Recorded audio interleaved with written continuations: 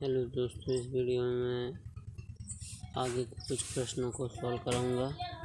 पहला प्रश्न है, अकबर के शासनकाल में महाभारत का फारसी भाषा में अनुवाद किया गया था, वह किस नाम से जाना जाता है? तो अकबर के शासनकाल में महाभारत का फारसी में अनुवाद रज्जमनामा नाम से किया गया था। रज्जमनामा हिंदुओं के प्रसिद्ध महाकाव्य महाभारत का फारसी भाषा में किया गया अनुवाद है। महाभारत का फारसी अनुवाद मुगल बादशाह अकबर के आदेश से बदायूनी नकीब खां और अब्दुल कादिर ने रज्जमनामा नाम से किया था। रज्जमनामा पांडुलिपि को मुगल चित्रकला के इतिहास में एक मील का पत्थर माना जाता है। क्वेश्चन नंबर 2 है, किस मुगल सम्राट ने सैयद भाइयों को गिराया था? तो मुहम्मद शाह है। मुहम्मद शाह मुगल सम्राट ने सैयद भाइयों को गिराया था। फिर निम्नलिखित में से कौन सा अंतिम मुगल सम्राट था? तो बहादुर शाह द्वितीय। बहादुर शाह जफर 1775 से 1862 भारत में मुगल साम्राज्य के आखिरी शहंशाह और उर्दू के जाने माने शायर थे। उन्होंने 1857 में प्रथम स्वतंत्रता संग्राम में भारतीय सिपाहियों का नेतृत्व किया। युद्ध में हार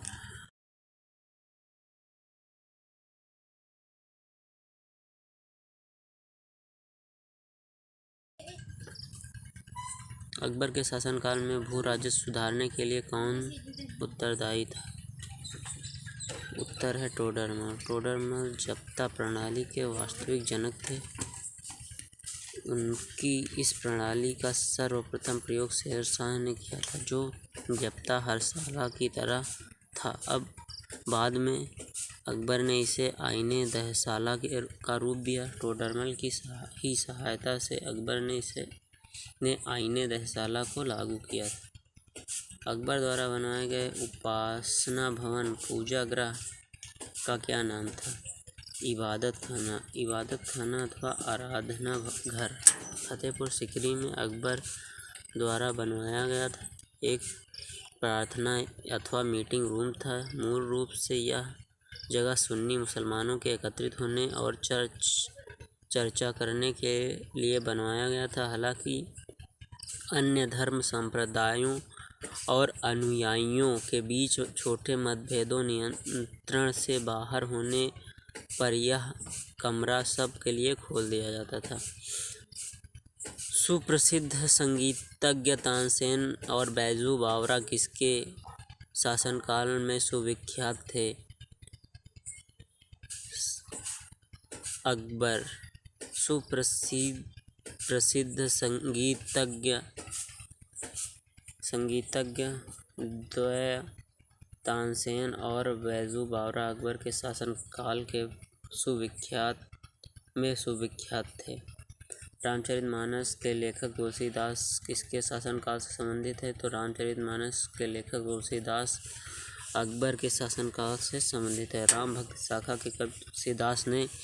राम भक्ति शाखा के कवि तुलसीदास ने अकबर के शासनकाल में 1574 ईस्वी संवत 1631 में रामचरितमानस की रचना आरंभ की थी। मुगल शासक अकबर का शासनकाल 1556 से 1605 ईस्वी तक था।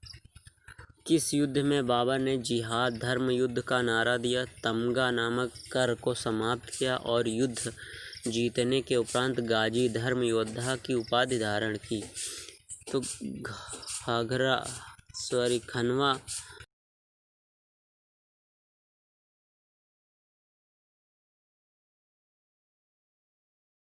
युद्ध का नारा दिया। इस युद्ध में विजय के बाद बाबर ने गाजी की उपाधि धारण की। पानीपत के युद्ध के बाद बाबर द्वारा लड़े गए युद्धों में खनवा का युद्ध सबसे महत्वपूर्ण युद्ध था। मुबैयान नामक पद्य शैली के जन्मदाता बाबर ने अपनी आत्मकथा तुजुक ए बाबरी किस भाषा में लिखी? तो मुबैयान नामक पद्य शैली के जन्मदाता बाबर ने अपनी आत्मकथा तुजुक-ए-बावरी तुर्की भाषा में लिखी। भारत में मुगल वंश के संस्थापक बाबर ने चगताई तुर्की में तुजुक-ए-बावरी या बाबरनामा की रचना की। बाबर पितृपक्ष से तैमूर, मातृपक्ष से चंगेज खां का वंशज था। बाबर मूल रूप से कहाँ का शासक था? बाबर मूल रूप से फरगना का शासक था।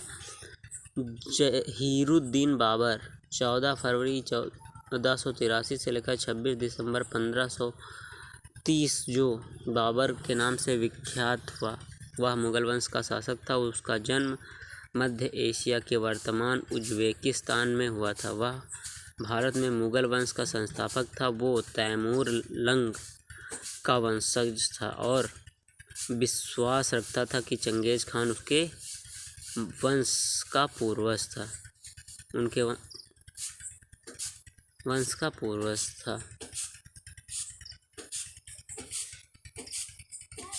क्वेश्चन नंबर 31, बाबर को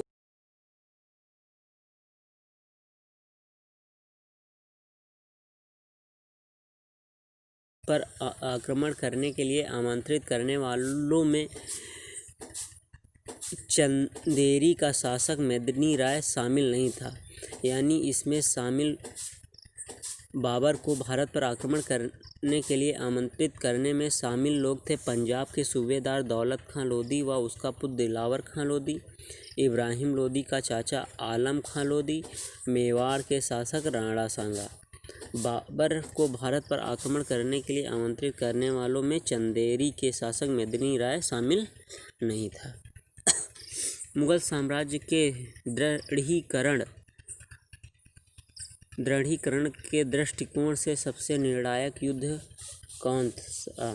तो खानवा का युद्ध। यानी मुगल साम्राज्य के दृढ़ीकरण के दृष्टिकोण से सबसे निर्णायक युद्ध खानवा का युद्ध था। खानवा का युद्ध 17 मार्च 1527 ईस्वी में मेवाड़ के शासक राणा सांगा तथा मुगल शासक बाबर के बीच लड़ा गया। इसमें बाबर की विजय हुई। इस युद्ध में बाबर ने राणा सांगा के विरुद्ध जिहाद धर्म युद्ध का नारा दिया।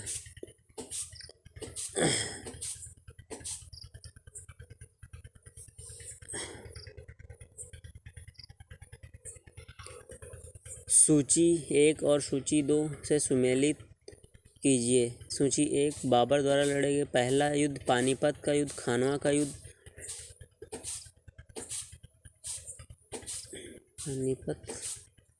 चंदेरी का युद्ध और घाघर का युद्ध। तो इसका सही उत्तर है ऑप्शन ए, यानी बाबर 21 अप्रैल 1526 को पानीपत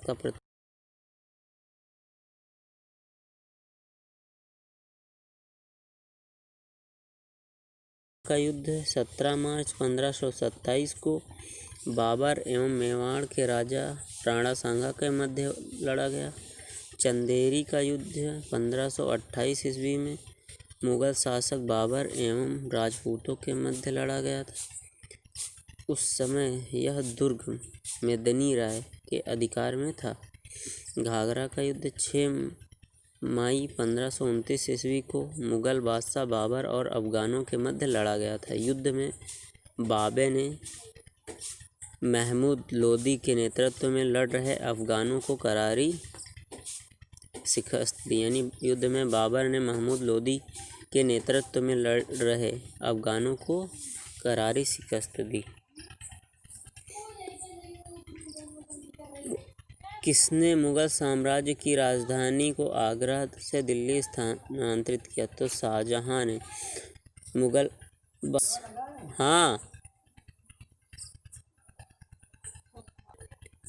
बादशाह शाहजहां ने मुगल साम्राज्य की राजधानी आगरा से दिल्ली स्थानांतरित की थी। इसने अपने नाम पर एक नवीन राजधानी शाहजहानाबाद की दिल्ली में नींव डाली। नवनिर्मित नगर का प्रमुख आकर्षक लाल किला के नाम से प्रसिद्ध महल दुर्ग था। अकबर के युवावस्था में उसका संरक्षक कौन था? बैरम खां। यानी अकबर के संरक्षक बैरम खां कराकुइलू तुर्क था। कराकुइलू तुर्क था। बैरम खां 1526 से 1560 तक अकबर का संरक्षक रहा। 1556 से 1560 तक अकबर का संरक्षक रहा। बैरम खां को मक्का जाते समय मुबारक खां यानी अफगान ने हत्या कर दी। बैरम खां की विधवा सलीम बेगम से अकबर ने विवाह कर लिया तथा पुत्र अब्दुल रहीम को संरक्षण दिया। निम्नलिखित में से किस स्थान पर नादिर शाह ने चढ़ाई नहीं की थी? तो कन्नौज। नादिर शाह ने 1738 में गजनी, काबुल और लाहौर पर आक्रमण किया। उसके बाद उसने करनाल के प्रसिद्ध युद्ध में दिल्ली के तत्कालीन मुगल शासक मोहम्मद शाह को पराजित किया और 24 फरवरी 1739 ईस्वी को दिल्ली में उसने अपने नाम का खुतबा भी पढ़वाया। उसने कन्नौज पर आक्रमण नहीं किया। दिल्ली से वापस लौटते समय नादिर शाह प्रसिद्ध मयूर सिंहासन के साथ साथ कोहिनूर हीरा, दरिया-ए-नूर हीरा भी अपने साथ ले गया।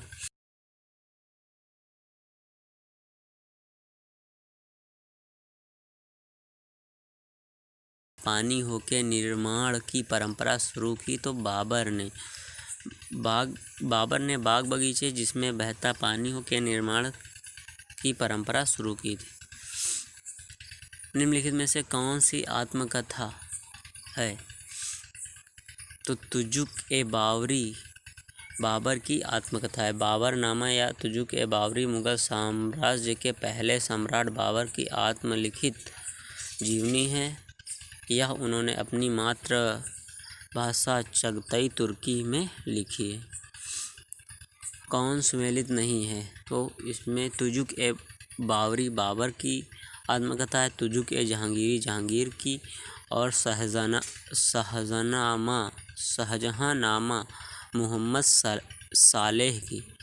इसमें हुमायूंनामा हुमायूं का बाबर की पुत्री तथा हुमायूं की बहन गुलबदन बेगम ने हुमायूंनामा की रचना की। राजा बीरबल की उपाधि किससे दी गई थी? तो महेश दास। मध्य प्रदेश के सीधी जिले के सिंघाल तहसील के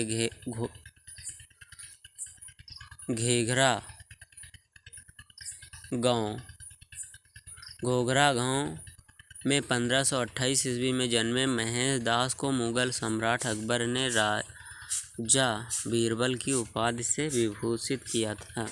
बीरबल की बुद्धिमत्ता व हाजिर जवाबी से प्रभावित हो